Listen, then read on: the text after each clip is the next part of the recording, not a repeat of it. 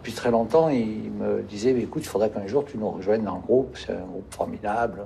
On est un camp de gitans, on fait des tas de choses, chacun y amène ses talents, son talent, ses capacités, ses compétences. Alors, donc le groupe Bolloré, c'est un camp de gitans. C'est un peu ça, si vous voulez, c'est un camp de gitans.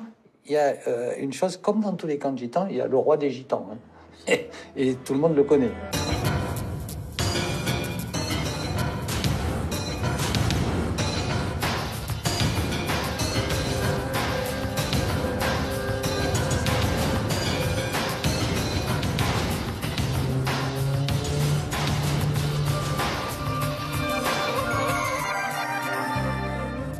Bonsoir, mais qui est vraiment Vincent Bolloré? Est-il le chef d'un camp de gitans, comme vient de nous le dire Ange Mancini, cet ancien grand flic qui travaille aujourd'hui avec lui? Ou bien est-il plutôt le pirate du capitalisme français qui lance des raids contre des entreprises comme Bouygues, Havas ou Vivendi, qui est craint, voire détesté par une partie de l'establishment qui lui reproche ses méthodes de voyou? Lui qui n'aime pas qu'on parle de lui s'est retrouvé l'année dernière sous les feux des projecteurs lorsqu'il a pris le contrôle de Canal+ et qu'il a brutalement éjecté la plupart de ses dirigeants. C'est à ce moment-là que nous avons eu envie d'en savoir plus sur ce patron secret et puissant qui règne sur le transport en Afrique, sur les batteries des voitures électriques ou bien sur une partie des médias. Tristan Walex a travaillé 6 mois pour ce portrait pour complément d'enquête. Vincent Bolloré et ses proches lui ont souvent donné rendez-vous, mais ils ont presque aussi souvent ensuite annulé ces rendez-vous. C'est une enquête qui a souvent ressemblé à un jeu du chat et de la souris. Puis finalement, Vincent Bolloré n'a pas souhaité nous rejoindre ce soir dans les fauteuils rouges. C'est son droit. Alors on regarde tout de suite ce document de complément. Il est signé Tristan Walex, Mathieu Régnier et Michael Bozo. Depuis la tempête qu'il a déclenchée en s'emparant de Canal+, il avait soigneusement évité la presse. Ça va bien? Ouais. Comment ça va? Ce jour-là, sur les Champs-Élysées, le discret milliardaire a donné rendez-vous à la maire de Paris, devant les caméras. Bon, c'est le bus hein, qu'on vient voir, là, le tram. Ouais, je suis confus, non mais j'ai non, honte. non, pas du tout. Mais c'est l'histoire d'un rendez-vous manqué. Voilà, stationné. L'entrepreneur voudrait que les flashs crépitent autour de son tramway électrique flambant neuf. C'est que les stations se déposent en quelques heures. Celui qui a mis un grand coup de pied dans le PAF n'est pas là pour parler de lui. Peut-être vous pouvez sortir le bras, s'il vous plaît. Voilà, qu'on voit le bras. Pouvez-nous sortir le bras, s'il vous plaît. On vous connaît parfois plus discret. Qu'est-ce qui fait que là, vous décidez de convoquer les journalistes? J'ai une page tous les jours, je ne vais pas convoquer les journalistes. Si eux, c'est un complément d'enquête qu'ils font voilà, pour France, je ne sais pas combien, 3 ou 2. Là où je suis opérationnel, c'est-à-dire sur le stockage d'électricité, je suis là. Là où je ne suis qu'au conseil de surveillance, je ne suis pas là. Si c'est ça votre question. Voilà. Est-ce que vous avez vu la Blue Summer? Le nouveau mania des médias préfère jouer les vendeurs de voitures. C'est notre prochaine voiture. Okay. Je ne parle que de ça. Non. Écoutez, moi j'ai fait l'effort de venir, vous faites l'effort de répondre. Je ne parle que de la conservation de l'énergie. D'accord. Merci beaucoup. 1 heure sur les Champs-Élysées sans jamais évoquer les affaires qui fâchent. Les dossiers qui, depuis quelques mois, font de Vincent Bolloré le patron le plus redouté de France. Actuellement, il passe pour le croque-mitaine. On a un peu l'impression que certains parents disent si tu t'endors pas très vite, je vais aller chercher Vincent Bolloré. Il n'y a pas d'entrepreneur audacieux qui ne fabrique pas automatiquement jalousie, envie, critique, caricature, diffamation, désinformation. Vincent Bolloré serait-il victime de son audace? Un visionnaire intrépide, au génie incompris. Depuis 30 ans, le patron boulimique avale les entreprises. Il investit partout, tout le temps. Sa technique, le coup de force.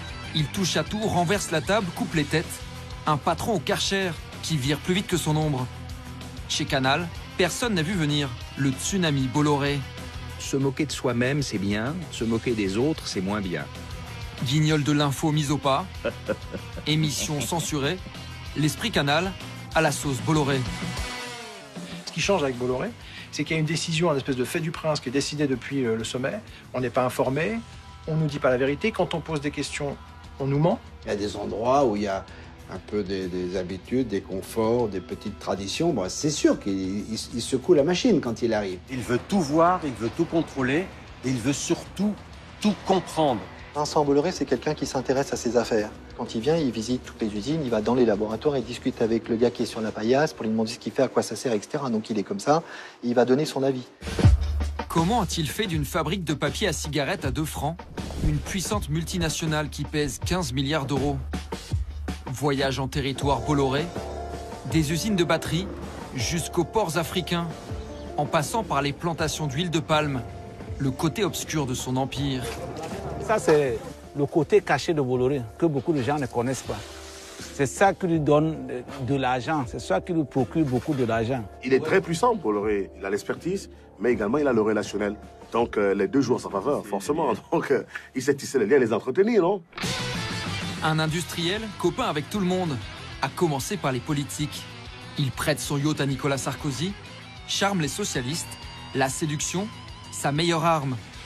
Dans les affaires, on l'appelle le smiling killer, le tueur au sourire. C'est un prédateur et c'est un traître.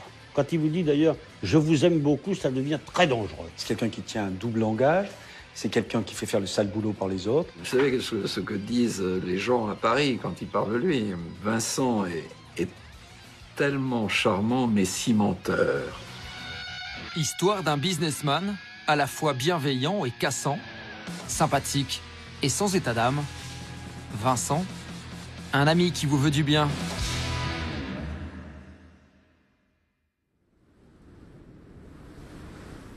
Notre portrait commence plutôt bien. Le patron nous a conviés sur la terre de ses ancêtres, dans le Finistère, à Ergué-Gabéric. Tous les 16 janvier, en mémoire de son grand-père, Vincent Bolloré invite du beau monde dans son fief. Ce jour-là, nous allons assister à une étonnante cérémonie d'auto-célébration. Cette année, l'invité d'honneur est le ministre de l'économie en personne. Alors d'abord, Marie Bolloré, Bonjour. Bolloré. Enchanté. Derrière Emmanuel Macron, Bernard Poignant. Conseiller spécial à l'Élysée, intime de François Hollande et ami depuis 35 ans de l'industriel breton. Il faut que Bernard Poignant vienne ici parce que c'est le témoin oculaire. Donc il faut que...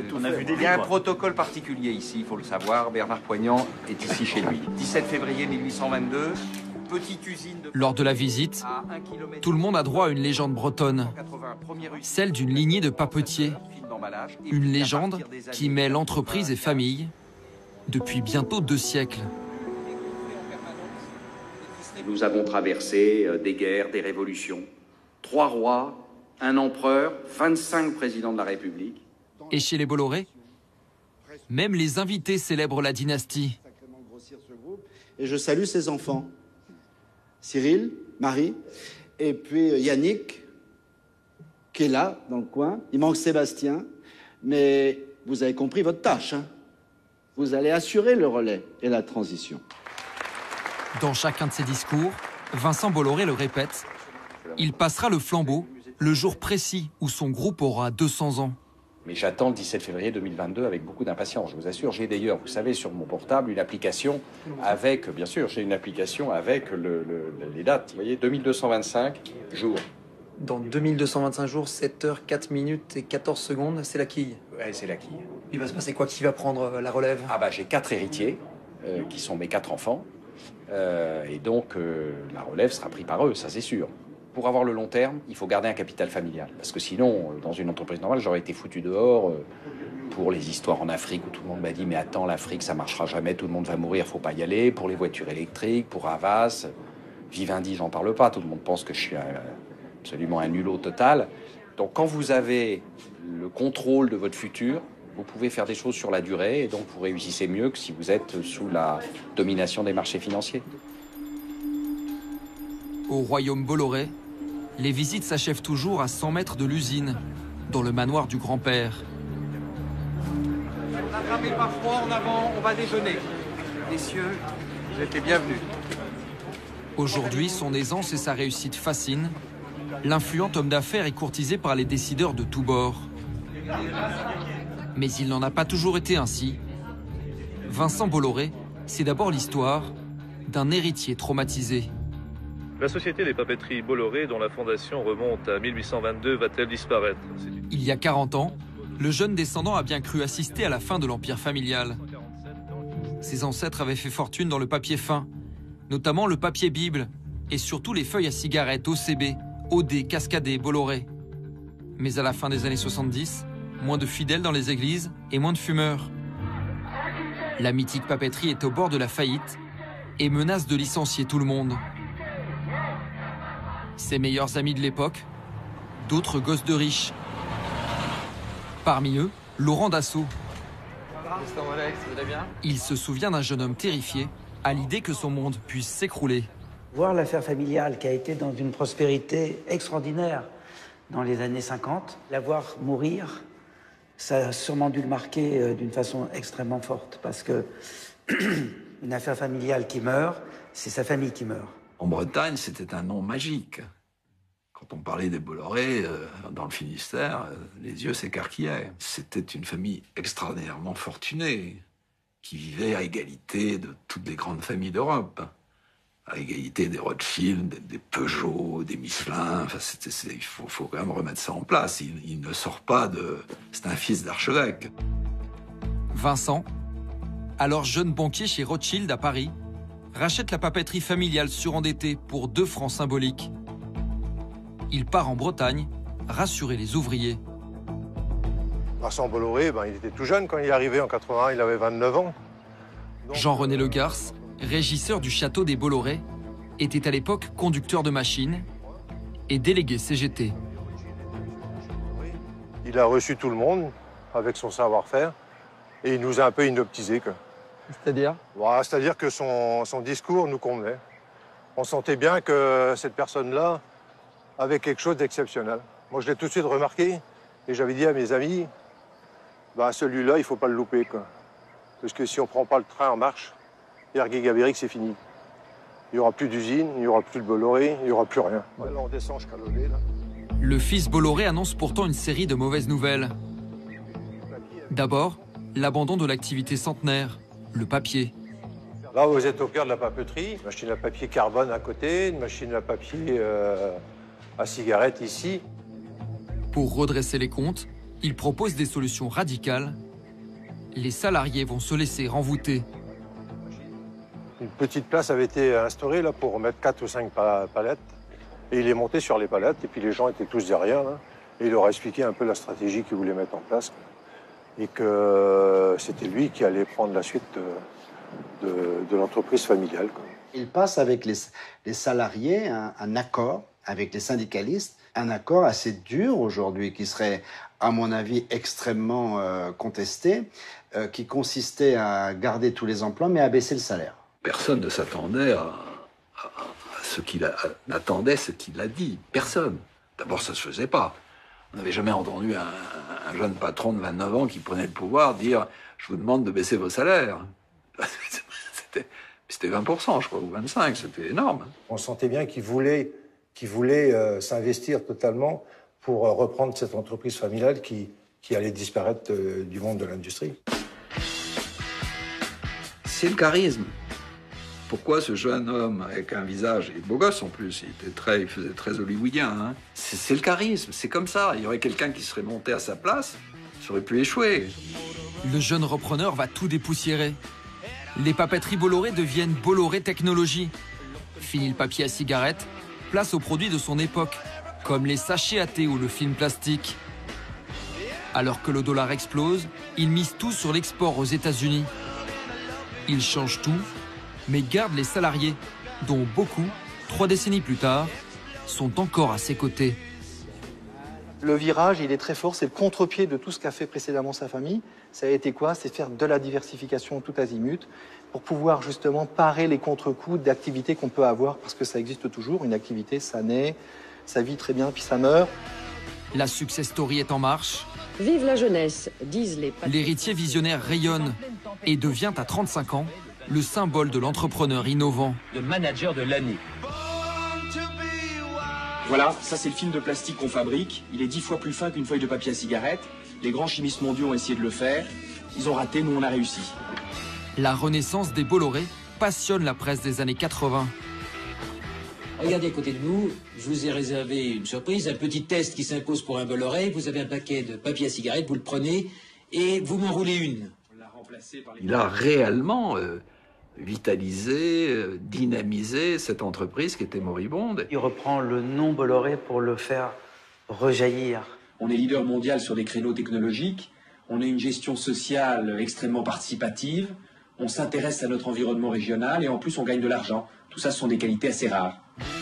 L'entrepreneur à qui tout sourit multiplie les paris.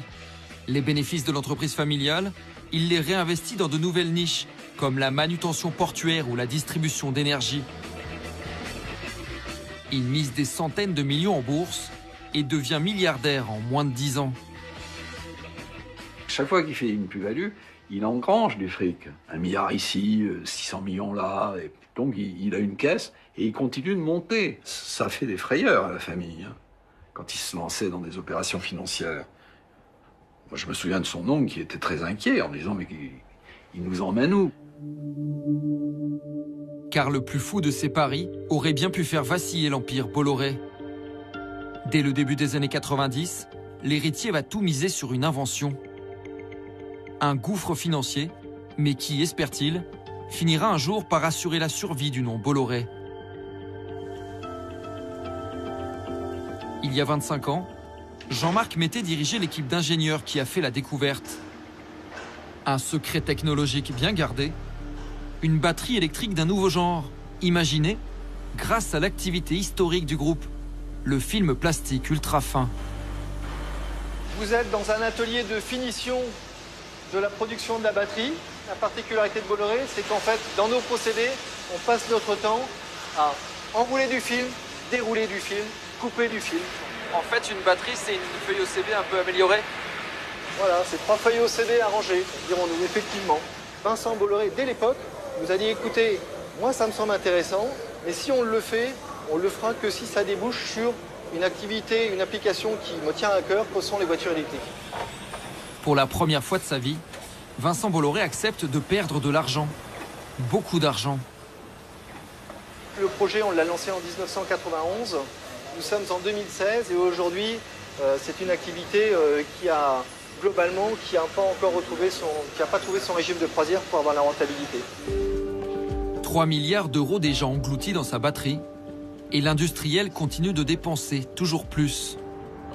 En 2010, il convainc la mairie de Paris de lui confier Autolib, un système de location de voitures électriques, en promettant d'investir 50 millions d'euros. À l'époque, le milieu de l'automobile est encore sceptique. Les rares à y croire depuis le début sont ses amis de 30 ans, devenus ses collaborateurs. On lui rionnait. En plus, même quand il vient la proposer à de grands constructeurs, qui se moquent de lui. Enfin, c'est quoi ce petit breton là qui va venir nous dire comment on va faire une batterie pour faire une voiture électrique? Le flot naturel des gens, si quelqu'un réussit quelque chose et tout le monde essaie de faire pareil que ceux qui ont réussi. Seulement, il y en a qui ont la vision du coup d'après. Et Vincent, c'est du coup d'après, peut-être même des fois de 2 ou 3 coups à l'avance. C'est un autre de ses vieux potes qui va piloter Autolib. Aux grands experts de l'automobile, l'industriel préfère son copain René-Georges Kéry, un fan de la première heure. Cette voiture, elle a été largement supervisée dans sa conception et dans sa construction par Vincent. J'ai pu voir en direct quelles étaient ses qualités de boss. C'est vraiment un boss. Aujourd'hui, 17 000 Autolib sont loués chaque jour. Mais à en croire son lieutenant, le PDG voit déjà plus loin. Si les choses se font normalement, en principe, on peut imaginer, envisager qu'un tramway électrique soit installé le long des quais. Et puis on peut également imaginer des navettes de bateaux électriques sur la Seine. La stratégie de Vincent Bolloré, ça n'est pas la voiture électrique. Sa stratégie, c'est la batterie, c'est le stockage d'énergie. C'est l'avenir, c'est l'énergie des 2 siècles qui viennent que Vincent est en train de mettre en place. Un visionnaire qui développe l'énergie de demain. Voilà l'unique version de Bolloré à laquelle nous aurons droit tout au long de notre tournage. L'entrepreneur nous avait promis à plusieurs reprises une interview en tête-à-tête. Si je peux. Après, vous venez déjeuner de toute façon. Oui. On va faire ça au manoir après. C'est vous qui devez venir me voir et qui a demandé un rendez-vous? J'aimerais bien. C'est qui m'a envoyé un petit rendez-vous? Par texto, on sait. Toujours le bienvenu. Et quand? Quand vous voulez. Finalement, il refusera d'évoquer ses autres activités. À commencer par l'Afrique. Depuis bien longtemps, c'est pourtant le cœur de son empire, là d'où il tire plus de 80% de ses bénéfices. C'est donc sans lui que nous nous sommes rendus au Cameroun. Depuis 3 décennies, l'homme d'affaires breton y a investi un peu partout, dans des secteurs qu'il n'aime pas vraiment mettre en avant, mais qui lui rapportent énormément. Parmi ses activités, l'huile de palme. Depuis 1995, il est actionnaire d'un groupe financier luxembourgeois qui gère des participations dans des dizaines de milliers d'hectares de plantations.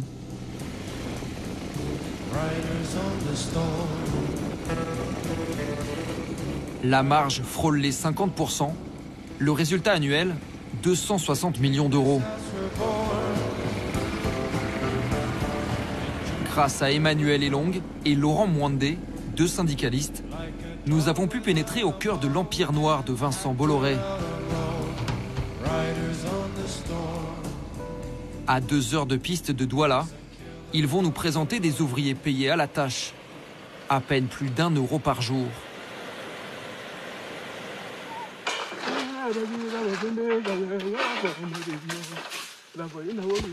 La plupart sont anglophones, la minorité la plus pauvre du pays. Ce sont souvent eux qui acceptent ce travail physique. Récolter des noix de palme qui produiront de l'huile. Tu leur expliques un peu ton travail, comment ça marche? Que le travail n'est pas facile, c'est dur, puis sur les palmiers on pris de la hauteur. Ça pèse lourd Et c'est hyper lourd. La hauteur là, c'est déjà dur pour soulever. Puis si ça pèse, il faut être fort pour soulever ça.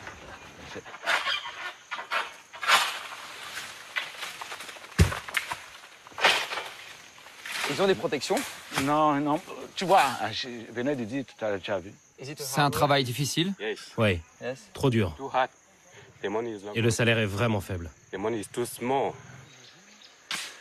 Dans la palmeraie, on trouve des hommes, des femmes, de tous les âges. Ils ne sont pas employés directement par le groupe Bolloré, mais par la plantation et surtout par une myriade de sous-traitants. 16 ans. Normalement, il fallait que je fréquente, mais comme mes parents n'ont pas eu les moyens, on m'a envoyé à l'école. C'est pour ça que je fais ça. Moi, c'est Guillaume, j'ai 34 ans. Capoel, il a 14 ans. Bonjour. C'est le plus jeune. C'est ton matériel ou on te l'a donné? Toutes tes protections là, c'est... Non, c'est moi qui ai acheté. Les dirigeants de la plantation ont refusé nos demandes d'interview. Mais ils nous assurent que tous les ouvriers du site sont majeurs et correctement équipés. Quant au lointain actionnaire breton, c'est lui qui cristallise toute la colère. Je peux vous dire, j'en veux au Bolloré parce qu'il n'a pas voulu prendre le temps. Donc ça veut dire qu'il ne s'intéresse pas vraiment aux gens qui fournissent ce travail. Les équipements, les voici. J'ai les piquants un peu de partout à la paume des mains. Regarde la paume des mains. On dirait que nous sommes les animaux de brousse. C'est comme si ce n'était pas humain. Donc lui-même, il va voir, qu'il voit vraiment ce que ses partenaires nous font. Les ouvriers tiennent à nous montrer aussi leur logement. Des cabanes en bois vétustes qui datent d'il y a plus de 50 ans. Un seul prix pour tout le village, environ 600 personnes pour un seul prix. À l'aide de plusieurs associations, depuis 5 ans, ils font tout pour attirer l'attention de Vincent Bolloré. Le courant électrique, il n'y en a pas. Il n'y a ni four, ni table pour ranger, marmite, rien, tout est à terre, comme vous le voyez là. Regardez la cuisine, regardez. C'est ouvert partout, regardez. Ça, c'est pas une habitation qui est digne d'un humain. Il devait descendre ici, venez regarder comment ces campements sont. Vous pensez que ce sont les gens qui habitent ici? C'est comme des chefs, des porcs. En 2013, une délégation de Camerounais est même allée l'interpeller en France, au pied de sa tour. Ils remettent leur doléance et filment même l'événement. Voilà, Voilà, je vais lire. Écoutez, je vais faire pour le mieux. Vous savez, en effet, on ne peut pas tout savoir, mais c'est bien que vous veniez... Ce jour-là, Vincent Bolloré semble découvrir le dossier. Il est pourtant parfaitement au courant. 3 ans plus tôt, l'OCDE a ouvert une vaste enquête, une procédure rarissime. Après des mois d'investigation au Cameroun, l'organisation a reproché au groupe Bolloré des manquements sur plusieurs principes fondamentaux. Respect des droits de l'homme, protection de l'environnement ou encore garantie de la santé et la sécurité au travail. Je vous propose que vous installiez tranquillou dans une petite salle, que vous ayez à boire et que vous regardiez les problèmes les uns après les autres. J'interviendrai personnellement sur tout ce que vous me racontez. Voilà, vous pouvez compter sur moi. Mesdames, messieurs, à bientôt. Depuis, Vincent Bolloré assure avoir fait pression sur ses partenaires des Palmeraies. Pas assez, d'après les associations locales, qui continuent de manifester régulièrement. Au Cameroun, le roi de l'huile de palme paraît intouchable.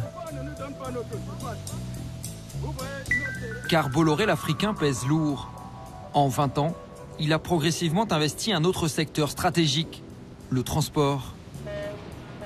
Présent dans plus de 40 pays, il a fait main basse sur l'activité la plus lucrative, celle des terminaux à conteneurs. À chaque appel d'offres ou presque, il rafle la mise. Il en gère 14, du Congo jusqu'à la Guinée, en passant par le Togo ou le Gabon. Chiffre d'affaires, 2,5 milliards d'euros, 25 000 salariés.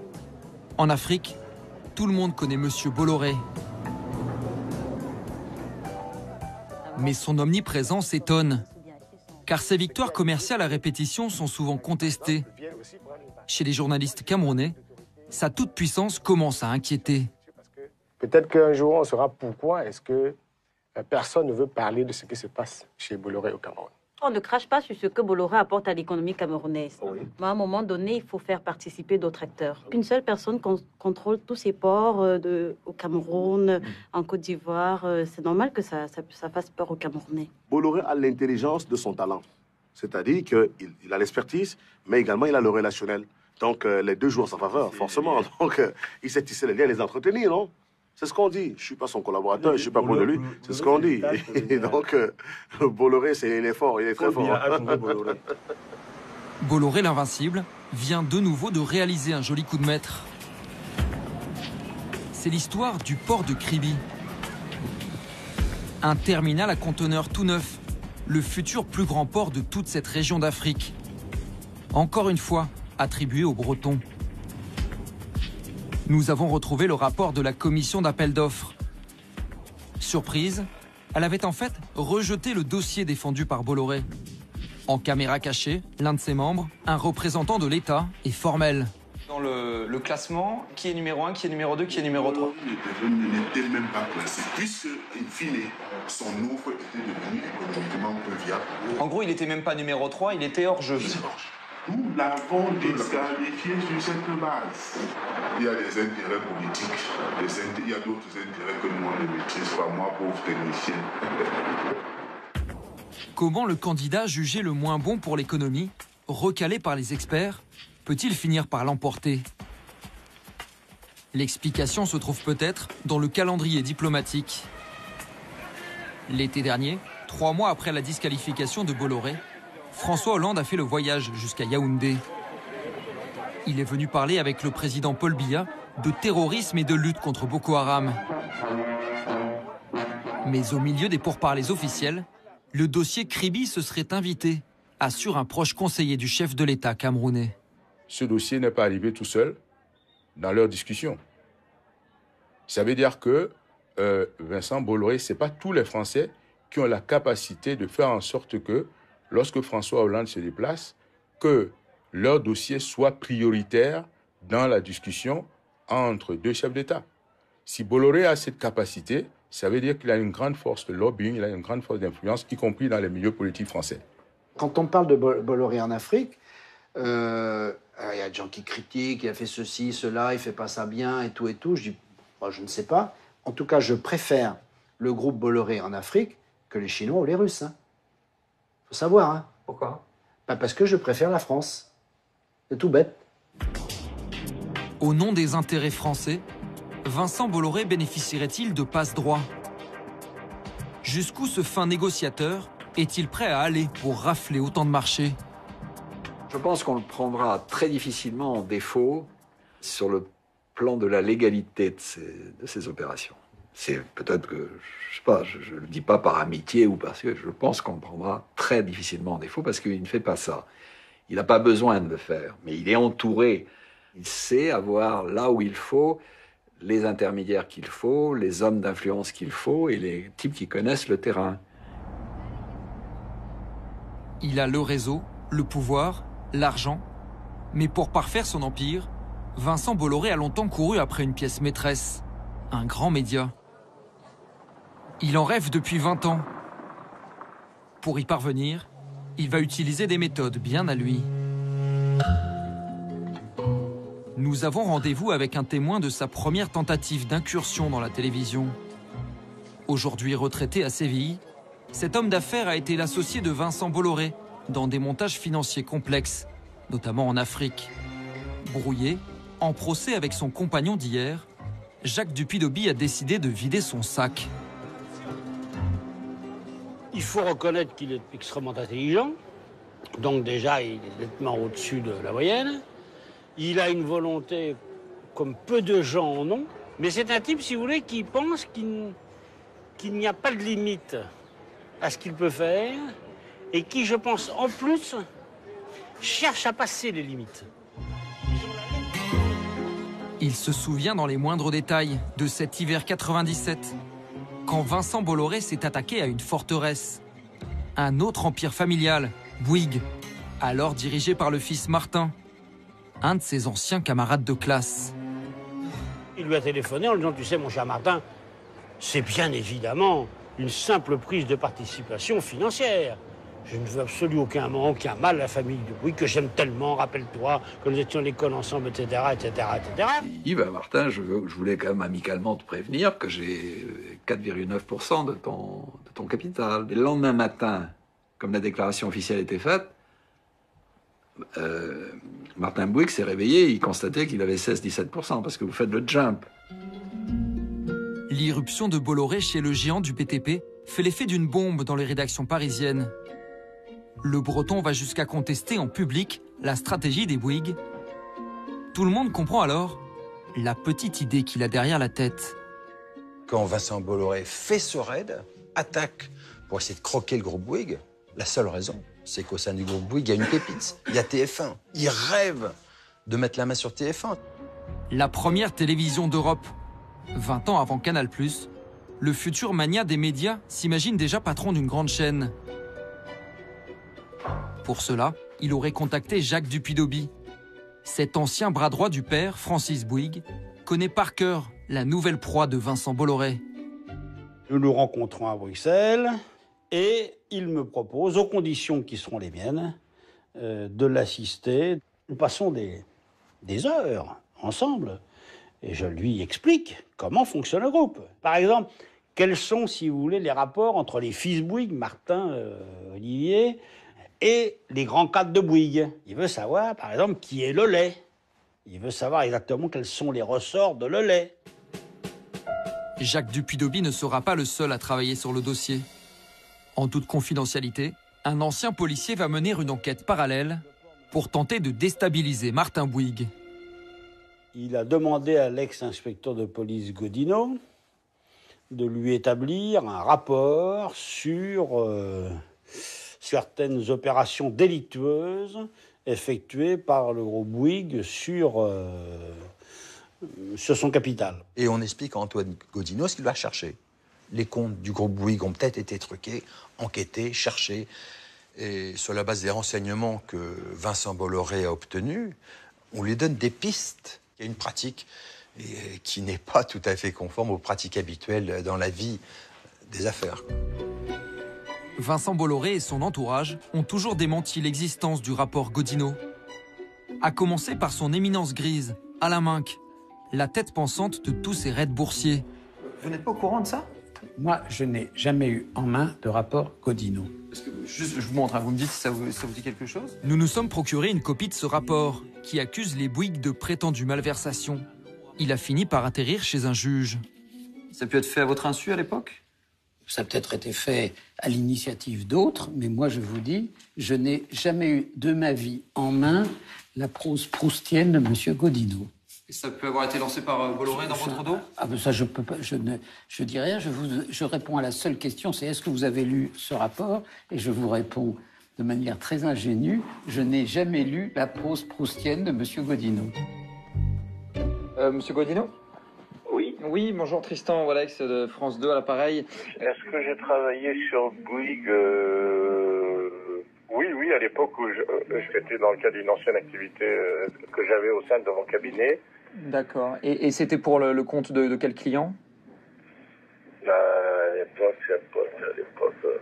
je crois que c'était Bolloré, peut-être un chèque qui nous a demandé on nous a demandé de faire un état des lieux sur le plan financier, sans plus. Hein. Quel était l'intérêt pour M. Bolloré d'avoir ce rapport? D'avoir un moyen de chantage sur Martin Bouygues. D'ailleurs, le patronat, à l'époque, si vous voulez, s'est ému de ces méthodes employées par Bolloré. Et c'est la raison pour laquelle il a été obligé de renoncer à son raid sur Bouygues. Il était de l'intérêt de tout le monde que l'avenir à la fois du groupe Bolloré et du groupe Bouygues ne soit pas entaché par ce genre de choses. Vincent Bolloré doit faire une croix sur TF1, mais empoche au passage une jolie plus-value d'1,5 milliard de francs. Dans le petit cercle des grandes dynasties, c'est la stupeur. Quand vous aimez Vincent Bolloré et quand vous aimez Martin Bouygues, ce qui est notre cas dans la famille, on est un petit peu entre deux chaises. Enfin, c'est difficile de prendre position. Vous vous souvenez de la réaction de Martin Bouygues un petit peu à l'époque? Furieux. C'est-à-dire? Hystérique. Hystérique, l'intéressé ne se livrera qu'une seule fois sur le sujet. 8 ans plus tard, la rancœur intacte. Bolloré m'a pris pour un con. Dans toute cette affaire, il s'est comporté comme un voyou. Il m'a roulé, trompé, humilié. Je n'oublierai jamais. Il appelait Martin Bouygues le plouc. Le plouc va céder. Le plouc, il n'a pas cédé. Le plouc a renvoyé Bolloré dans ses buts. Sans conteste, il est l'un des chefs d'entreprise les plus médiatisés de l'année. Et l'assaut raté contre Bouygues va lui coller à la peau. L'homme d'affaires breton, turbulent, tenace et persévérant. Dans la presse, l'image de l'industriel modèle des années 80 s'éloigne. Place aux prédateurs. Raid et OPA hostile. Il a gagné 800 millions de francs en un mois. Bolloré impose une nouvelle manière, plus brutale, de faire du business. En bourse, il a tout misé sur le groupe Pathé et tout revendu au bon moment. C'est vrai que nous menons notre politique en fonction de ce qui nous semble juste et que parfois ça vient déranger les situations acquises. Les mecs ont peur sur la place pour parler comme les ténors. Les types se disent un jour il va rentrer dans mon capital, je le verrai pas entrer. Il y en a très peu qui peuvent faire ça. L'ogre Bolloré collectionne les milliards, mais toujours pas de médias. 7 ans après l'échec TF1, il va jeter son dévolu sur un autre géant de la communication. La voisine de la tour Bolloré. Moins grand public qu'une télé, mais tout aussi stratégique. L'agence Havas conçoit des campagnes pour les politiques et les grandes marques. Et surtout, achète des espaces publicitaires à toute la presse. C'est un nom dans le monde, c'est une implantation dans, je ne sais plus, 60 pays, etc. C'est la relation avec de très grands annonceurs. Et c'est bien sûr un moyen d'influence, parce que vous avez en fait le nerf de la guerre, qui est l'argent qui va dans les médias. Jacques Héraille était le directeur financier historique d'Havas. Jusqu'à l'après-midi du 9 juin 2005, quand il a dû affronter un mercenaire nommé Bolloré. Je vais vous présenter donc des résultats 2004 solides. Voici les images inédites d'une assemblée générale mémorable. Nous pensons qu'il existe... L'état-major d'Havas, en place depuis 20 ans, va être balayé en 4 heures par un putsch de son premier actionnaire. C'est formidable. Moi, quand je les entends parler de publicité, je trouve ça fantastique. Ce sont des formidables publicitaires, c'est vrai. Quand je les entends parler de chiffres, excusez-moi, je suis un tout petit peu plus avec quelques doutes. Toujours la même méthode. Bolloré a grignoté le capital, séduit le PDG Alain de Pouzillac, avant de tout faire pour lui chipper sa place. Vous voyez, il faut m'écouter, vous aussi, parce qu'ils écoutent. Il a 5%, puis il a 8%, puis il a 10%, puis il arrive à 15%, il dit qu'il ne prendra pas le contrôle, et puis quand il arrive à 20%, il commence à dire je vais changer, etc. Et puis il vous appelle, et puis à la fin, il vous dit je veux la majorité du conseil d'administration. On me donne des chiffres que j'ai vus tout... Mais, écoutez, vous voulez que je vous réponde ou vous voulez pas que je vous réponde? Le raider est arrivé avec toute une équipe, pas tout seul, ils étaient une vingtaine ou 25, je ne sais plus, des juristes, des hommes de son équipe, pour bien montrer donc la puissance, le poids, le pouvoir. Je suis pour que Havas... Mais écoutez, franchement, soyez raisonnable. L'AG vire au référendum pour ou contre Bolloré.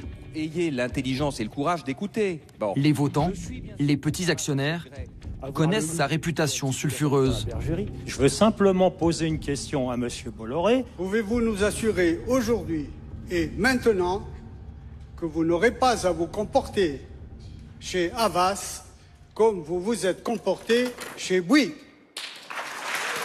Vous voyez, c'est intéressant parce qu'on dit que c'est moi qui invective. Et là, Vincent Bolloré s'est levé et pour répondre à la question, a fait une gestuelle qui a consisté à monter sur la scène, qui est assez rare. Ça n'est pas le loup, ni Dark Vador. Ne vous inquiétez pas. Merci. Vincent Bolloré dans son exercice favori. Beaucoup parlé de moi depuis... Comme 25 ans plus tôt dans les papeteries, seul face à une foule hostile qu'il faut séduire. Je vous ai indiqué ce que j'étais, qui j'étais, pourquoi j'étais là. C'est pas la peine d'aller faire des huées et des machins. Vous savez, ça fait 35 ans que je travaille. Ce groupe, je l'ai hissé là où il est. Moi, j'étais venu pour voir ça en ami et en allié et en curieux aussi. Ça a été un moment assez fort où on a vu là la capacité d'un homme de retourner une salle et de retourner certains actionnaires. Le vote approche, mais en coulisses, la partie est déjà jouée. Nous sommes au XXIe siècle, nous sommes un peuple civilisé. Je ne vois pas perdre ce jour-là. C'est un gagneur qui est là sur scène. Votez en votre âme et conscience, et puis point. Juste avant l'Assemblée, le camp Bolloré s'est assuré la victoire en signant un accord financier secret avec le deuxième plus gros actionnaire, censé être le principal allié du président Pouzilhac. Le clan Bolloré était tranquille, puisque eux savaient ce que nous, on ne savait pas, c'est qu'un actionnaire avait basculé de 5%, avait basculé dans son camp. Donc lui, le vote ne lui posait aucun problème. Il savait d'avance qu'il avait gagné. C'est le matin même qu'il y a eu un pacte? Le matin même, on a bouclé un accord d'actionnaire qui donnait le contrôle, oui, il n'y avait pas de problème. Il y a quoi? Vous avez retourné un actionnaire qui était favorable à Pouzilhac? Oui, mais enfin, qui a fait preuve d'intelligence et qui pensait qui a compris qu'il avait plus de chances de gagner de l'argent avec la gestion Bolloré. Jacques. Les hommes de Bolloré sont élus. Qui est renouvelé, Vincent Bolloré qui est élu. Les cadres historiques d'Havas réalisent alors qu'ils sont tombés sur plus malin. Merci pour tout ce que tu as fait. C'est pas fini. Ah, moi aussi, c'est fini. L'histoire est finie. Ils sont éjectés. Commence alors, chez Havas, une purge particulièrement violente. Peu importe les 30 ans d'ancienneté d'Alain de Pouzilhac, pas question de lui verser ses indemnités. L'ancien PDG voit alors fleurir les articles qu'il accuse d'avoir pioché dans la caisse. Donc on découvre dans la presse qu'on va être mis en garde à vue, qu'on a utilisé l'avion de la société à des fins personnelles, qu'on a piqué les bouteilles de Bordeaux à la cantine, qu'on a envoyé des bouquets de fleurs qu'on a fait facturer par Havas. Des plaintes au civil, au pénal. En tout, 7 ans d'enquête, 12 procédures. Résultat? On a gagné, dans le fond, tous nos procès. C'est-à-dire que toutes ces accusations étaient fausses. Étaient fausses. Tout était faux. Même tarif pour le directeur financier Jacques Eraille, viré pour faute grave avant d'être blanchi. Pour lui, cette cabale judiciaire et médiatique avait un but bien précis. Vous avez un avocat qui a convoqué les journalistes pour dire qu'il lançait des procédures pénales contre Pouzilhac, Eraille et Cahuzac, que ces gens-là avaient détourné des dizaines de millions, que c'était des escrocs, des bandits, des malfaiteurs. C'est honteux. Et c'était bidon. Et les tribunaux ont jugé que c'était bidon. Je ne vois pas d'autre intérêt que d'essayer de créer une exemplarité. Ceux qui résistent, voilà comment je les traite. Donc si vous voulez vous taper 9 heures de perquisition, 42 heures de garde à vue, et être pollué pendant 7 ans par une procédure avec des avocats qui honteusement vont déclarer n'importe quoi à la presse. Si vous voulez tout ça, résistez-moi. La purge est finie. Vincent Bolloré peut désormais faire avancer son armée de fidèles. Comme PDG d'Havas, il a fini par placer son propre fils, Yannick. La famille et les copains d'abord. Pour rentrer chez Bolloré, mieux vaut être une personne de confiance ou de réseau. Comme les plus grands flics de France, René-Georges Kéry, ancien patron de l'anti-gang, Michel Roussin, ex-directeur de la DGSE, ou encore le fondateur du RAID, Ange Mancini. Vous, typiquement, pourquoi il fait appel à vous? Quelles sont vos compétences pour travailler pour Bolloré? Oh, je crois que c'est plutôt de l'amitié. En fait, on ne s'est jamais quitté. C'est quelqu'un qui est d'une fidélité absolue en amitié. Et depuis... Vos réseaux, vos carnets d'adresses, peut-être un petit peu ou... Non, je pense que son carnet d'adresses est largement supérieur au mien. Ah, c'était absolument pas une démarche intéressée. C'était, à mes yeux, quand j'y repense maintenant avec le recul, c'était une démarche de curiosité, une démarche d'intérêt. C'est Vincent Bolloré qui ne se concentre pas uniquement au monde de la finance, au monde de l'entreprise, et je reste enfermé dans mon milieu. Non, il est curieux de tout. Vincent est curieux de tout. Depuis très longtemps, il me disait, écoute, il faudrait qu'un jour tu nous rejoignes dans le groupe. C'est un groupe formidable. On est un camp de gitans, on fait des tas de choses. Chacun y amène ses talents, son talent, ses capacités, ses compétences. Alors, donc le groupe Bolloré, c'est un camp de gitans. C'est un peu ça, si vous voulez. C'est un camp de gitans. Il y a une chose, comme dans tous les camps de gitans, il y a le roi des gitans. Hein. Et tout le monde le connaît. Des soldats dévoués et un roi des gitans qui a besoin de tout contrôler. Serait-ce son secret pour être le chef partout, même quand il n'est pas le patron? En France, diriger plusieurs sociétés cotées en bourse est interdit. Mais Vincent Bolloré sait cultiver l'art d'être là, sans être là. Là où je suis opérationnel, c'est-à-dire sur le stockage d'électricité, je suis là. Là où je ne suis qu'au conseil de surveillance, je suis pas là. Si c'est ça votre question. Voilà. En tout cas, chez Havas, c'est pas moi. Chez Vivendi, c'est pas moi, contrairement à ce qui se dit. Je suis actionnaire. Chez Vivendi, maison mère de Canal+, le simple actionnaire va exécuter son traditionnel tour de passe-passe. L'an dernier, il rachète 14% du capital, puis met son nez partout. Sauf que cette fois, ce sera moins facile. Dans une entreprise en pleine lumière, et a priori pas disposé à laisser un actionnaire dicter sa loi.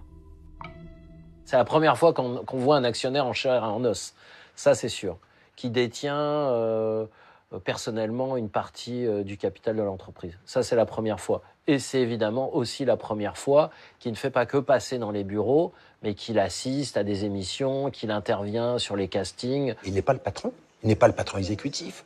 Or, il court-circuite toutes les règles ordinaires de gouvernance, et c'est lui qui se comporte comme patron au sein de Vivendi, et comme patron au sein de Canal. C'est même quasiment le rédacteur en chef ou le directeur de la rédaction.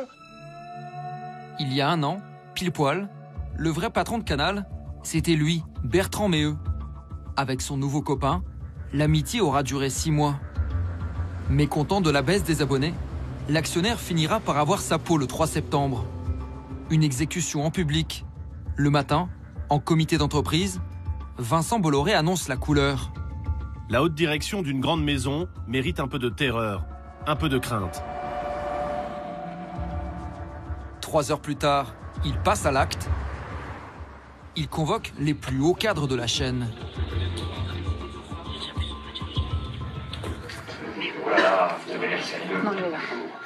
Ne vous inquiétez pas, je vais tout doux. L'un des participants nous a transmis la bande-son de cette réunion. Ambiance conseil de classe. Bolloré va renvoyer les mauvais élèves. J'espère que vous avez pu quand même passer un bon été, que vous n'avez pas eu trop peur des purges, si possible. Donc, vous le savez, ou en tout cas, je vous le dis, je m'installe dans le bureau de Bertrand à partir de demain matin. Vous savez, quand vous êtes nommé à la tête de Vivendi ou de Canal, le plus simple, c'est de rien faire. Voilà, parce que là, vous êtes populaire, vous embêtez personne. C'est pas dans mes gènes. Voilà, je suis né dans une famille qui était des hardis marins bretons, qui venaient défendre les embouchures des rivières en Bretagne. Nous sommes des activistes. Nous pensons que c'est nécessaire. Je suis désolé pour ceux qui ne font pas partie de mon équipe. Voilà, j'ai rien contre vous, je ne vous connais pas. Mais j'ai l'habitude, vous savez, ça fait 45 ans que je travaille. J'ai parti d'un groupe qui valait 1 euro, enfin 1 franc d'ailleurs. enfin 2 pour être tout à fait exact, j'étais 2 chèques de 1 franc à l'époque, capitalise maintenant 15 milliards. Voilà. Et ça s'est fait parce que ça a toujours été les mêmes recettes. Président, DG, DRH, responsable cinéma, sport, pub, antenne, secrétaire général, patronne d'ITélé, patron de D8, de Studio Canal. Une trentaine de hauts dirigeants virés sans ménagement et remplacés par des proches de l'actionnaire. En quelques semaines, la bande à Bolo a pris le pouvoir. De mémoire de journaliste télé, c'est du jamais vu. À l'étage de la direction, en tout cas des hauts managers, c'était le désert des Tartares, parce que tout le monde rasait les murs, avait peur de se faire virer. Ça s'est traduit aussi physiquement, c'est-à-dire qu'on les a dépossédés, quittent leur bureau. Enfin voilà, l'exemple, je crois le plus criant, c'est celui du patron de D8, Ara Aprikian, qui a vu deux vigiles monter dans son bureau, le prendre, le sortir et le sortir de la boîte, quoi. Donc c'est vrai que c'est assez spectaculaire. C'est pas fait pour, on va dire, assurer les autres salariés, je pense. Ce qu'il veut, c'est on va dire des bons petits soldats, des gens qui ont le doigt sur la couture du pantalon et qui feront pas d'histoire et qui exécuteront ses ordres, tout simplement. Pour calmer les récalcitrants, celle qui fut longtemps la chaîne de l'irrévérence a tout prévu. Malgré ses problèmes de budget, Canal va dépenser tout de même 38 millions d'euros. De gros chèques en échange desquels les cadres licenciés signent un contrat qui les condamne au silence. S'engager à n'effectuer aucune déclaration. Conserver la discrétion la plus absolue. Ne rien faire, dire, porter suggérer leur ou personnel, leurs dirigeants, leurs actionnaires. Nous en avons joint plus d'une dizaine. Désolé. Je peux vous rencontrer, lui discuter, aucun problème. Après, je ne pourrais pas m'exprimer. Non, c'est un peu difficile, voilà. Que les choses soient claires. Je suis pas très fier de moi d'avoir signé ce truc-là. Je vais pas me battre tout seul contre un mec qui tient à peu près la moitié du business en France, juste pour faire plaisir à des journalistes. Vous voyez ce que je veux dire? Parce que Bolloré, il tombera pas, il continuera à faire ce qu'il veut, et le con dans l'histoire, c'est le mec qui va ouvrir sa gueule. L'un des rares qui a encore le droit de l'ouvrir, c'est Jean-Baptiste Rivoire, rédacteur en chef adjoint depuis 15 ans dans la chaîne cryptée. En octobre dernier, pour dénoncer, dit-il, l'ingérence de l'actionnaire Bolloré, il s'encarte à la CGT. Canal lui répond du tac au tac. Le matin, vous annoncez à votre employeur que vous vous syndiquez, ce qui est quand même un droit. En France, on a le droit d'être syndiqué. L'après-midi, vous prenez une lettre de licenciement sans motif. D'ailleurs, on m'a jamais signifié aucun motif et au final, on m'a expliqué que finalement, il n'y avait pas de procédure et que tout était annulé. On m'a fait savoir que si je voulais éventuellement accepter un arrangement, prendre des indemnités de départ et signer peut-être une clause de confidentialité, ça serait bien. Voilà, donc en fait, on a voulu me donner de l'argent pour que je me taise et que je parte. Voilà, c'est ça, Bolloré. Car l'actionnaire veut tout maîtriser, jusqu'au moindre détail. Les présentateurs, les émissions, ce qui est drôle ou pas, c'est lui qui décide. Vincent Bolloré, il prend un bureau à Canal, il vient s'installer, il se mêle des programmes, il se mêle des animateurs, il dit qu'il va déplacer complètement les Guignols. Il a assisté aux répétitions des sketchs des Guignols. Certains disent qu'il en a même écrit quelques-uns. Pour ses amis de 30 ans, rien de bien neuf. Bolloré fait chez Canal, ni plus ni moins, ce qu'il a toujours fait. C'est pas un président contemplatif et comment dire, de passage. Hein. Quand il prend une chose en main, il va s'en occuper. Et il va tout faire pour qu'elle réussisse. Il veut tout voir, il veut tout contrôler, et il veut surtout tout comprendre. Il raconte que quand il était petit, il s'intéressait tellement à tout dans sa classe que la maîtresse avait mis dans son bulletin de notes. Je me demande si le jeune Vincent ne veut pas prendre ma place. Mais cette fois, Vincent Bolloré va perdre le sourire. Pourquoi vous riez? Parce que vous riez, patron. L'actionnaire ne pourra pas liquider PPD comme il avait supprimé OCB. Il va réaliser que Canal n'est pas une usine comme les autres. On va niquer Sarkozy. Contrairement à ce que maintient aujourd'hui la chaîne, l'arrêt total des Guignols a bien été envisagé, comme le prouve cet audit interne, commandé fin juin. Risque de grève, manque à gagner publicitaire, impact sur les abonnements, tout a été calculé. Mais le tollé médiatique va faire reculer Bolloré. Au final, les Guignols reviendront à l'antenne, cryptés et reliftés. On peut pas dire que le fait de vouloir renouveler les Guignols après 30 ans d'activité soit une mauvaise chose. Là où on peut se poser des questions, c'est la manière dont c'est fait. Parce qu'il y a une interruption des Guignols pendant plusieurs mois, qui n'est pas justifié, donc qui a laissé la place à énormément de rumeurs. Ça, d'un point de vue de l'image et du marketing, on ne pense pas que ce soit une bonne chose. Canal, c'est le foot, c'est le sport et c'est le cinéma, mais c'est aussi, pour un certain nombre d'abonnés, c'est aussi une liberté de parole. Bon, la liberté de parole, c'est important pour les gens. Si on donne l'impression qu'on torpille la liberté de parole, à mon avis, on abîme l'identité de la chaîne, on abîme ce qui fait que les gens ont envie de s'abonner ou sont fiers d'être abonnés à cette chaîne. Jean-Baptiste Rivoire sait de quoi il parle. Son émission Spéciale Investigation n'a jamais aussi mal porté son nom. À peine le nouvel actionnaire arrivé, un reportage prêt à la diffusion a été interdit d'antenne au dernier moment. Pas question de mettre en cause une filiale du Crédit Mutuel. On découvre que cette banque fait l'objet d'une enquête judiciaire pour démarchage illicite, c'est-à-dire aller chercher des riches clients pour leur proposer de planquer leur magot en Suisse. La direction de Canal a accepté qu'on lance cette enquête. Nous, à l'émission, on l'a validée éditorialement et le service juridique de Canal est venu la voir et a considéré qu'elle était prudente et équilibrée. On communique dessus et à 10 jours de la diffusion, Vincent Bolloré décide qu'il ne veut pas voir ça à Canal, il la torpille. Il y a eu un coup de fil direct de Vincent Bolloré à la direction de Canal+, pour dire oui, ce documentaire sur le Crédit Mutuel, vous me l'enlevez. Voilà. Parce que Michel Lucas, le patron de Crédit Mutuel, est un proche et qu'il a aussi participé, je crois, à la montée au capital de Vivendi. Censure grossière et à l'ancienne, même ses plus fidèles conseillers peinent à lui trouver une excuse. Il y a des programmations du documentaire du Crédit Mutuel, qui est une banque partenaire de Bolloré. Ben, il a déprogrammé. Voilà, c'est tout. Vous en pensez quoi, vous, en tant que journaliste? Il a fait ce qu'il souhaitait faire. Je ne suis pas certain qu'aujourd'hui il le referait. Il a souhaité que ce document ne passe pas. Qu'est-ce que vous voulez que je vous dise? Quel est son rapport à la liberté éditoriale? Il la découvre. C'est-à-dire? C'est très compliqué pour des gens qui ont la toute puissance des capitalistes de découvrir des univers où vous avez en face de l'argent et du poids que ça donne, des forces qui résistent, des irrédentismes, des comportements. Bolloré découvre l'esprit Canal, mais pour l'instant, c'est plutôt Canal qui découvre l'esprit Bolloré. La nouvelle direction l'a fait savoir. Il est désormais préférable d'éviter les attaques polémiques à l'encontre des partenaires actuels ou futurs. L'actionnaire a même fait passer la consigne en personne. Ah, il assume complètement, donc ça me surprend beaucoup. Il dit non, mais c'est pas du tout de la censure, il faut pas confondre ça, c'est de la connerie, et il défend une idée du journalisme, de l'investigation. On dit pas de mal, et il le dit d'ailleurs, on dit pas de mal de nos associés, de nos clients, il emploie ce mot-là. Il dit on ne critique pas le propriétaire de l'immeuble. Si à chaque fois qu'on touche quelqu'un qui peut être un copain, du copain qui a connu le patron, qui lui a financé je sais pas quoi, il faut qu'on se taise, eh ben on peut pas travailler, quoi. C'est pas possible. La promesse d'honnêteté vis-à-vis du public, elle est rompue, elle est violée. Là, il y a un vrai problème de confiance. Dès qu'on touche aux médias, on touche à un sanctuaire. Ça relève quasiment du sacré.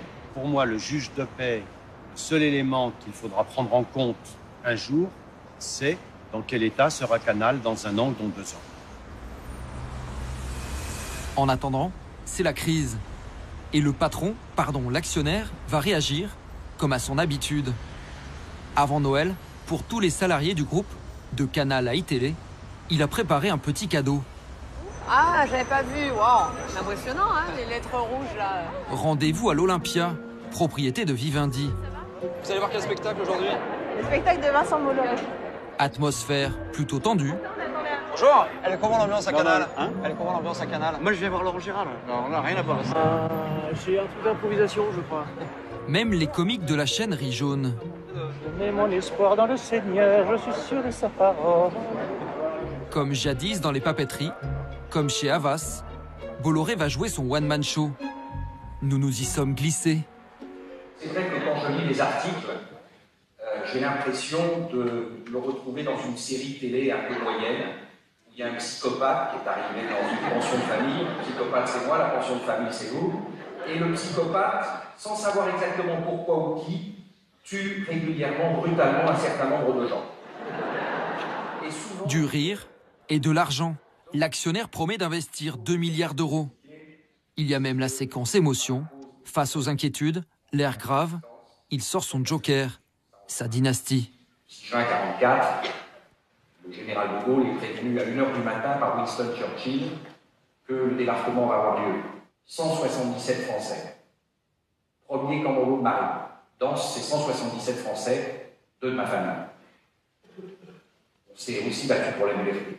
C'est pour ça que de temps en temps, quand on m'explique que je viens faire de la censure et que je suis contre la liberté de la presse, j'aimerais rappeler les faits d'armes. Enfin, même chez Canal l'impertinente, la magie Bolloré fait des miracles. C'était très bien fait. C'était très bien. Très bien. On était en train de débriefer justement. Le mec est une patate, putain, je sais pas. Franchement, je pense que c'était pas lui. À mon avis, c'était le vrai Laurent Gérard qui était sur scène. Il s'est fait passer pour Bolloré, tellement le mec était bon. C'est vraiment rassurant en tout cas. Un grand orateur. C'était de la bombe, mec. C'est de la bombe. C'est le meilleur stand-up que j'ai vu de ma vie. Ça pourrait paraître un peu superficiel, mais lui, il a de la méthode et on sent que c'est nourri de quelque chose, tout ce qu'il dit. Vous savez, vous avez un patron qui arrive, qui dit « je vais remettre de l'argent, je vais développer la boîte », à 80%, ça séduit les salariés, c'est compréhensible. Nous, on a un petit problème en termes de journalisme, c'est que l'information est Bolloré, apparemment, ça fait 2.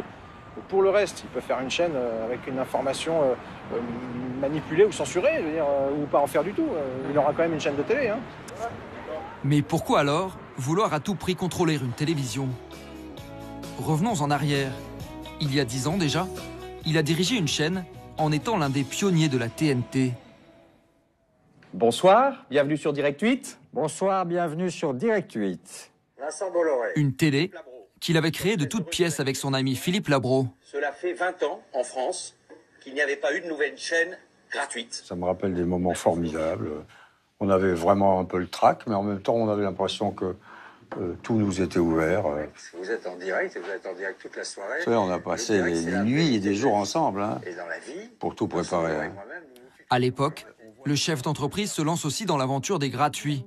Et quoi de mieux que sa propre chaîne pour l'annoncer? Bonjour. Bienvenue Vincent Bolloré, Merci. bienvenue chez vous. Eh ben, vous êtes très gentil. Bravo pour votre journal, c'est vraiment bien. Hein. Vous venez pour un scoop. Aujourd'hui, vous venez nous montrer en avant-première quasiment la une de Directoire, qui est une révolution dans le monde de la presse, en France en tout cas. Alors, c'est le premier gratuit du soir. Des médias dans lesquels il est question d'actualité, un peu, et des activités de Bolloré, beaucoup. Nous avons récupéré plus d'une centaine d'articles. Pour les commenter, une ancienne de Direct Matin. C'est dans cette rédaction de Bolloré que Valérie Zoido a démarré sa carrière de journaliste. Autolib fête 1 an de succès. Autolib confirme son succès. Nouveau style pour Autolib. Autolib mode d'emploi. Autolib version américaine. Mon mari et moi sommes conquis à la maternité grâce à Autolib. Enfin, c'est drôle en fait. C'est branché et abordable. C'est vrai que chez Vincent Bolloré, il y a quand même ce côté là vraiment décomplexé. J'écris ce que je veux, je publie ce que je veux et je vous emmerde. La journaliste se souvient qu'il fallait à tout prix soigner les partenaires de Bolloré, comme par exemple la RATP. On nous demandait qu'est-ce qu'on a aujourd'hui sur la RATP. Il faut absolument que on sorte aujourd'hui un article sur la RATP quand il n'y avait absolument pas d'actu, quoi. Je me souviens que c'était le cauchemar du chef du service Île-de-France de l'époque, parce que il me disait mais je sais plus quoi raconter. Moi sur la RATP, je crois que j'ai tout raconté. Autre client des médias Bolloré, les chefs d'État africains, régulièrement à la une, comme le Camerounais Paul Biya, qui a eu droit à son agiographie corrigée en direct depuis la tour Bolloré. Son auteur s'en souvient. En fait, il devait y avoir une interview qui finalement n'a pas eu lieu. Et du coup, on a quand même fait un article très gentil, quoi. Et article gentil, ça veut dire quoi? Ça veut dire qu'on a enlevé le passage sur les problèmes de droits de l'homme. J'ai fait beaucoup de chefs d'État pour leur montrer qu'on s'intéresse à eux quand ils passaient à Paris, mais qu'ils ne sont jamais passés à la télé, quoi. Pour Direct 8. C'est-à-dire qu'en gros, vous faisiez des fausses interviews, c'est ça? Bah non, parce que c'était des vraies questions que je leur posais, mais on les diffusait pas. Le but, c'était de leur montrer qu'ils étaient importants, qu'on leur envoyait une équipe quand ils arrivaient, quoi, quand ils étaient à Paris. Bolloré, il se rêve pas en homme de presse ou de... C'est pas une fin en soi, les médias. C'est un outil pour faire ses affaires. Sur ce sujet non plus, pas de réponse du groupe.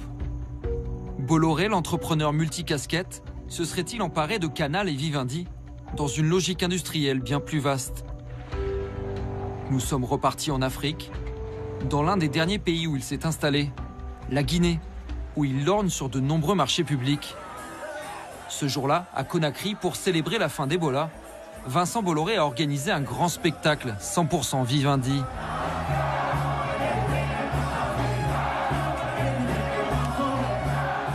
Devant les caméras de D17, la chaîne musicale du groupe Canal, des artistes Universal venus de tout le continent.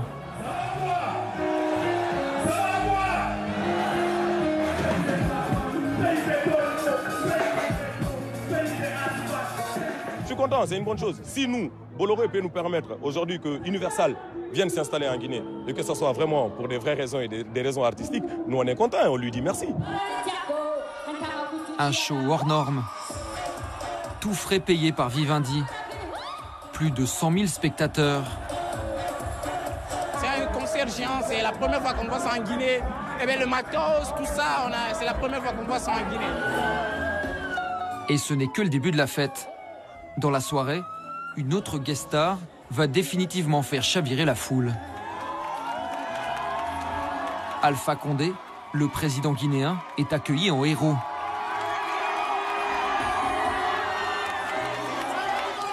Les équipes de Bolloré lui ont réservé une place de choix, avec vue sur la Seine. Tous les Guinéens sont contents, nous sommes en train de faire la fête avec notre président. C'est bon, tout le monde est content. Merci vraiment le professeur Alpha Condé de nous avoir organisé ce genre de concert. Vraiment, on est tous là contents. C'est lui qui organise le concert? Il me paraît que c'est lui qui a acheté les tickets parce que d'habitude, nous, on n'a pas l'habitude de voir des concerts gratuits comme ça. Le concert Vivendi prend des allures de meeting politique. Le président va jusqu'à s'offrir sur scène une ovation géante.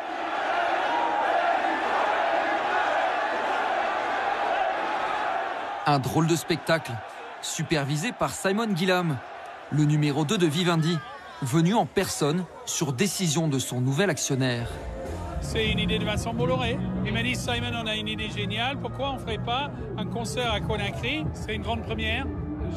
Vraiment, c'est extraordinaire. Moi, on m'a demandé de l'organiser avec toutes les équipes. Bon, on l'a fait. Justement, le fait de faire monter Alpha Condé sur scène, c'était prévu? Alors, c'était pas prévu, mais il y a très peu de choses qui sont prévues ici. Moi, quand le président, il me dit, je vais monter sur scène, je me sentais pas trop à lui dire, je suis chez lui quand même. On pouvait pas lui dire non à Alpha Condé? Moi, je pense qu'il faut être poli quand on est visiteur dans un pays. Une politesse de Vivendi qui tombe à point nommé. Car en fait, la Guinée est en pleine campagne électorale. À 2 semaines du vote, les rues de Conakry sont quadrillées de portraits géants du président Alpha Condé. Il n'y a même pas 2-3 mètres entre les panneaux. C'est pas possible, quoi. Je veux dire, en termes d'impact. Pour ces militants de l'opposition, Vincent Bolloré fait de l'ingérence. Selon eux, il se servirait de Vivendi pour financer officieusement la campagne du président sortant. L'objectif, c'est celui de faire élire Alpha. Et une fois Alpha élu, et puis donc les projets de développement dans le secteur des transports, et que Bolloré puisse les avoir, et puis seront des contrats gré à gré. Ils sont d'autant plus remontés qu'il y a 5 ans déjà, Vincent Bolloré avait décroché un marché à 500 millions d'euros dans les transports, juste après avoir aidé Alpha Condé à parvenir au pouvoir.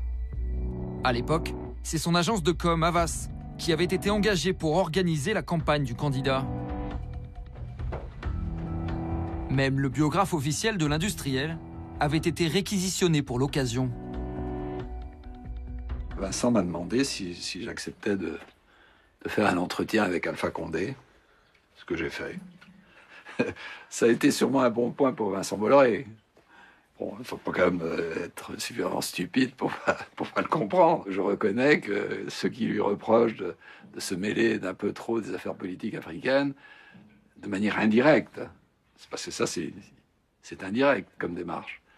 Ils n'ont pas tort, mais bon, c'est son job aussi. Il défend ses intérêts, il se bat pour avoir les marchés, aux autres de s'aligner. Et les bonnes nouvelles n'ont pas tardé. 2 mois après son élection, le nouveau président Condé confie la concession du plus grand port du pays à son ami breton. L'opérateur en place, un autre Français, Necotrans, qui 2 ans plus tôt avait remporté l'appel d'offres contre Bolloré, est expulsé par l'armée. Il y avait des autorités militaires, des gendarmes qui étaient postés devant nos bureaux, qui étaient postés au port aussi. On était sortis d'un pays presque manu militari et c'était très compliqué en fait et c'était surtout inexplicable. Parce qu'en face, il n'y avait pas de dialogue en fait. Il n'y avait rien, il y a juste un décret qui mettait fin à tout. Et il fallait partir. Mais on ne vous disait pas pourquoi? Non. Au pays d'Alpha Condé, Vincent Bolloré est chez lui. Après le port, voici l'ancienne gare qu'il a transformée en îlot de confort et de technologie. En Guinée, où les 3/4 des habitants n'ont pas d'électricité, il offre des salles climatisées, des ordinateurs tout neufs, le Wi-Fi haut débit. Le tout est alimenté par ces fameuses batteries expérimentales conçues en Bretagne. C'est pas juste une zone voilà, culturelle, parce que même il y a sport et éducatif, mais il y a aussi ce côté qu'il ne faut pas oublier, qui est la Blue Solution, qui est cette expérimentation de la nouvelle technologie. C'est la même technologie qu'on retrouve aussi pour l'autolib, pour les bus, pour les trams. Non seulement il y a la connexion qui coûte moins cher, mais aussi il y a médiathèque, il y a bibliothèque. Franchement, c'est un endroit unique. C'est ce qui nous manque en Afrique. Merci beaucoup, M. Bolloré. Continuez à nous aider. Il veut travailler partout en Afrique. Il veut mettre beaucoup de choses en Afrique, permettant aux Africains de développer leur pays. Au milieu de ce Bolloré-land, les équipes de Vivendi ont évidemment leur place. Au lendemain du concert géant, elles ont préparé une deuxième bonne surprise à Alpha Condé. Merci d'être venu hier soir, Président. Ah oui, mais c'est la moindre des choses. Ça vous a plu? Oui, c'est bien. À 15 jours des élections, le président candidat va poser la première pierre d'un nouveau chantier. Une salle de concert du nom des 2 marques phares de Vivendi, le Canal, Olympia. Des fois, j'ai des frayeurs parce que le président Bolloré il me dit on va faire 40 salles en Afrique. Moi, pour l'instant, je suis content si on en fait 10. Pour couvrir l'événement, toute la presse guinéenne est là. Vincent a toujours voulu soutenir le peuple guinéen et son président. Il y a même une chaîne d'infos française. Devinez laquelle? Vous travaillez pour qui là aujourd'hui? Alors là, je travaille pour iTélé. Et iTélé, ça les intéresse, la construction d'une nouvelle salle de concert en Guinée? Oui, bien sûr, parce que là, c'est une première chez nous. Nous manquons de salles de spectacle. Vous savez à qui ça appartient, iTélé? Non, c'est qui? Vous savez pas? Non, pas du tout. À Vincent Bolloré. Ah bon? Ok, ça vit alors. C'est pour Vincent Bolloré télé? Ah non, ça on coupe au montage. Hein? Vincent, c'est un homme très passionné, qui est un visionnaire. Et je sais qu'il nous aidera beaucoup à changer les choses en Afrique. Et je compte beaucoup sur son accompagnement. Il vous fait un joli cadeau aujourd'hui? Mais c'est normal, nous sommes des amis. 2 semaines après ce tournage, Alpha Condé a été triomphalement réélu au premier tour. Son ami breton, lui, a déjà plein d'autres projets. Il pourrait démarrer bientôt la construction de la plus grande ligne de chemin de fer du pays.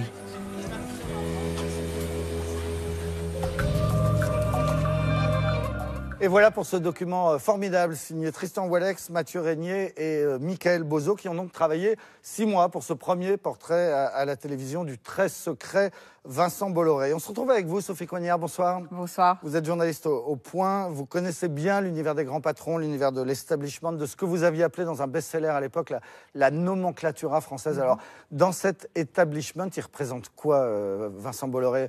On a dit tout à l'heure un pirate, quelqu'un qui fait peur. Alors quelqu'un qui fait peur, incontestablement.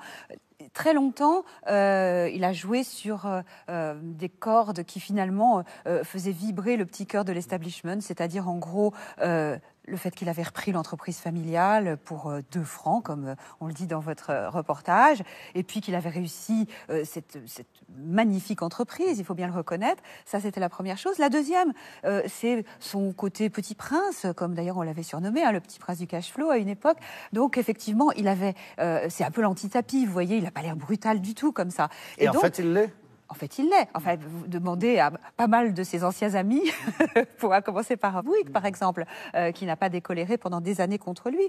Et donc, Vincent Bolloré est un homme d'affaires extrêmement imaginatif, très peu mondain, ce qui est le troisième ingrédient qui fait peur à l'establishment. En gros, quand vous ne fréquentez pas les mêmes cercles que les autres, vous êtes plus discret, plus secret, et donc, quelque part, plus dangereux. Alors, sa méthode, c'est de partir à l'assaut des entreprises, donc en achetant une petite partie du capital. On a appelé ça la poulie bretonne. Alors oui, les poulies bretonnes, parce qu'en fait, il s'est fait tout seul, certes, Vincent Bolloré, mais certains personnages importants de l'establishment parisien l'y ont beaucoup aidé.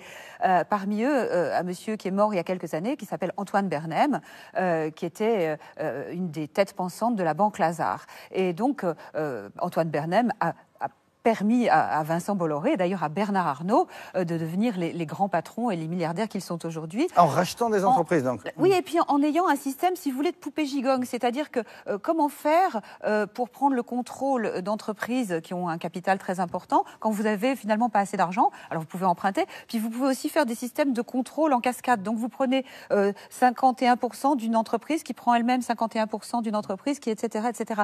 Donc, in fine, vous avez le contrôle, mais au départ, votre mise de fonds est beaucoup plus faible. Ce sont des systèmes extrêmement sophistiqués qu'Antoine Bernem a développé et qu'il a appris à Vincent Bolloré. Très longtemps, d'ailleurs, Vincent Bolloré a été très reconnaissant à cet homme de tout cela. Il lui prêtait son jet privé comme il prêtait à d'autres son yacht. Sauf qu'à la fin, il le tue. Hein, parce que, donc, et puis à la fin, il le débranche.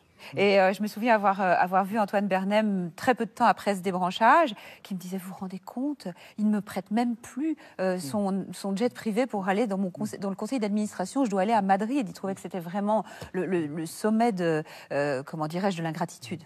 Alors Vincent Bolloré, c'est Canal+, aujourd'hui, on va sans doute y revenir, mais sa fortune, son argent, il le gagne avec l'Afrique. L'Afrique, c'est 25% de son chiffre d'affaires, mais 80% de ses bénéfices, c'est là que vient son argent. Comment est-ce qu'il s'est retrouvé en Afrique au départ ? Alors, en fait, son aventure africaine commence, à mon avis, quand il s'invite, comme toujours, souvent il s'invite tout seul, au conseil d'administration de la Banque Rivaux. La Banque Rivaux, dans les années 90, c'est une banque très sulfureuse qui est contrôlée par le comte Édouard de Ribes. On est dans une espèce d'establishment assez secret. C'est la banque du RPR, c'est la banque des centristes. On dit beaucoup que c'est la banque des services secrets aussi. Et surtout, la Banque Rivaux est une banque avec un héritage colonial très fort. Donc, elle a plus de 100 holdings qui ont des noms extrêmement pittoresques. La compagnie des caoutchoucs de Padang, la compagnie des terres rouges. Et puis, Vincent Bolloré, qui était arrivé en ami, fait ce qu'il sait le mieux faire, c'est-à-dire qu'au bout de 3-4 ans, je dirais, c'est lui qui raccompagne le comte Édouard de Ribes à la porte et qui prend le contrôle de la Banque Rivaux. Ça a soufflé l'establishment. Et là, il est tombé sur un certain nombre de pépites, sans mauvais jeu de mots, et il y avait dans la cagnotte, si je puis dire, de la Banque Rivaux, un certain nombre de terres qui exploitaient déjà l'huile de palme. C'est comme ça qu'il arrive en Afrique. Mais alors ensuite, il rachète beaucoup de ports. Et alors là, dans notre enquête, on s'est aperçu qu'à chaque fois qu'il prend le contrôle d'un port, que ce soit à Lomé, à Abidjan, à Conakry, au Cameroun, comme on l'a vu, à chaque fois, c'est le Far West. C'est quand même un univers très, très particulier. Oui, c'est un univers dont on ne peut parler qu'avec une grande prudence. Car, oui, on fait attention à ce qu'on dit. Hein. Oui, on va faire très attention, on va bien contrôler nos paroles, car Vincent Bolloré n'est pas connu comme un immense procédurier quand on parle de lui forcément. Mais il y a un sujet sur lequel il ne s'est rien passé, c'est l'Afrique. Il y a plusieurs médias qui ont été condamnés pour diffamation sur des tout petits points de détail. En gros, ce qu'il disait était tout à fait vrai, mais les juristes de Vincent Bolloré, qui sont très forts, ont réussi à trouver la petite chose qui permettait de les faire condamner. Donc effectivement, Vincent Bolloré est présent dans la plupart des pays d'Afrique sur des dossiers qui sont toujours des dossiers un peu compliqués, un peu sulfureux. En gros, ce sont des concessions qui peuvent rapporter énormément d'argent, qui excitent beaucoup de convoitises et qu'on peut difficilement avoir sans, comment dirais-je, la bienveillance des autorités politiques locales. Et de ce point de vue, il est assez bon, c'est-à-dire qu'il joue du billard à 18 bandes, à la fois grâce à ses médias, grâce à son entre-gens, grâce aussi aux politiques français. Qu'ils soient de droite ou de gauche, les présidents soutiennent Vincent Bolloré, car aujourd'hui il a atteint le seuil critique, la taille critique qui fait que défendre Bolloré en Afrique, c'est défendre les intérêts français. Et c'est pour ça qu'il a autour de lui beaucoup de monde, comme par exemple Michel Roussin, qui était ministre de la Coopération, c'est-à-dire ministre de l'Afrique, qui est un ancien de la DGSE, les services secrets français. Voilà. On a vu aussi dans le reportage qu'il y a des anciens grands flics, Ange Mancini, le commissaire Kerry. Pourquoi est-ce qu'il y a autant d'anciens agents secrets, d'anciens policiers, d'anciens magistrats autour de lui ? Parce que Vincent Bolloré est un personnage très organisé, très romanesque, on l'a vu dans le reportage, est très organisé, c'est-à-dire qu'il ne laisse rien au hasard. Et donc, effectivement, avoir ces hommes qui ont un carnet d'adresses formidable, des réseaux extraordinaires, dans des milieux qui finalement peuvent apporter énormément d'informations qui n'affleurent jamais ni à la télévision ni dans les journaux, c'est détenir un pouvoir important, c'est celui d'être informé quand les autres ne le sont pas. Et Vincent Bolloré a très rarement raté son coup. Il est toujours parvenu soit à prendre le pouvoir, soit à sortir avec beaucoup d'argent. Il a toujours été dans cette idée de pile je gagne, face tu perds avec tous ses interlocuteurs. Et pour cela, il a besoin effectivement d'une infrastructure assez organisée. Alors, ça nous amène aux médias dont vous parliez à l'instant. Il a tenté d'acheter Bouygues donc pour acheter TF1, ça n'a pas marché. Il a racheté Havas. Ça n'a pas marché, mais il s'est fait beaucoup d'argent. Oui.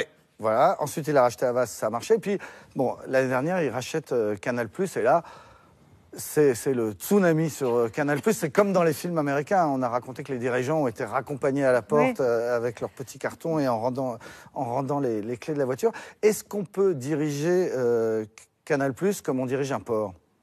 Alors, non, bien sûr, mais finalement, on voit bien qu'au début, ça a créé beaucoup d'émoi, et puis que, bon, Canal+, continue à diffuser. En fait, il y a deux sujets. Est-ce que Canal+ est essentiellement une chaîne de télévision tournée vers l'information ? Je pense que la réponse est plutôt non. Donc, on voit bien, vous le montrez dans votre reportage, que Vincent Bolloré est extrêmement créatif en matière de synergie. Donc, il voit dans Canal+ des tas de choses extrêmement intéressantes, des tas de débouchés par rapport à Vivendi, par rapport à ses autres activités, etc. Un instrument de puissance également très important. Mais effectivement, je ne pense pas que sa passion soit l'information. Donc, est-ce qu'on peut diriger Canal+ comme on dirige un port ? Non. Mais je pense aussi que Vincent Bolloré va normaliser Canal+, et beaucoup de gens prédisent son échec. Moi, je ne sais pas. Ce serait une fameuse nouvelle que Vincent Bolloré rate quelque chose. D'ailleurs, je crois qu'il dit à un moment dans votre reportage, quand j'ai fait ça, tout le monde m'a pris pour un nulos. Enfin, je crois qu'il adore qu'on le prenne pour un gros nul. Donc, il aime les défis. Voilà, en ce moment, dans Paris, tout le monde pense que Vincent Bolloré est en train de se planter gravement sur Canal+. On voit bien qu'il n'a pas pris pour tout ce qui est info, il n'a pas choisi des personnalités extrêmement impertinentes, donc normalement il devrait avoir la paix. Et puis pour le reste, comme on dit aux États-Unis, business as usual. Hein. Alors on parle de Canal+, mais est-ce que le vrai pouvoir médiatique qu'il a, c'est pas plutôt Havas ? Havas, c'est la plus grande agence de pub française, une des 10 plus grandes du monde, et c'est surtout l'achat d'espace, c'est-à-dire l'achat de la publicité dans les journaux. Ça, c'est un vrai moyen de pression sur les journaux, sur la presse, non ? Oui, bien sûr. D'ailleurs, il y a une histoire qui a été racontée dans les journaux, qui concerne le journal Le Monde, en 2014 et 2015, pour 2 articles, je crois, qui n'avaient pas plu à Vincent Bolloré. Eh bien, Le Monde a perdu, en gros, de la part d'Havas, je ne sais pas, vers 7 millions, environ 7 millions. 4 et 3 millions, je crois. Voilà, on a retrouvé un document interne du Monde qui le montre. De publicité, ce qui est un énorme manque à gagner. Ce qu'il faut voir, c'est que c'est aussi des méthodes un peu, j'allais dire, un peu d'un autre temps, un peu 20e siècle. C'est assez bizarre, cette forme de chantage, parce que finalement, c'est un rapport de force qui fonctionne jusqu'à présent.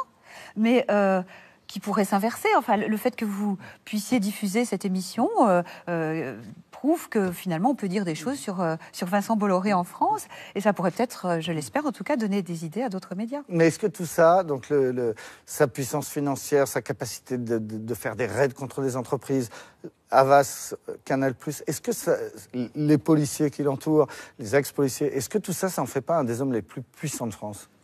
Bien sûr que si.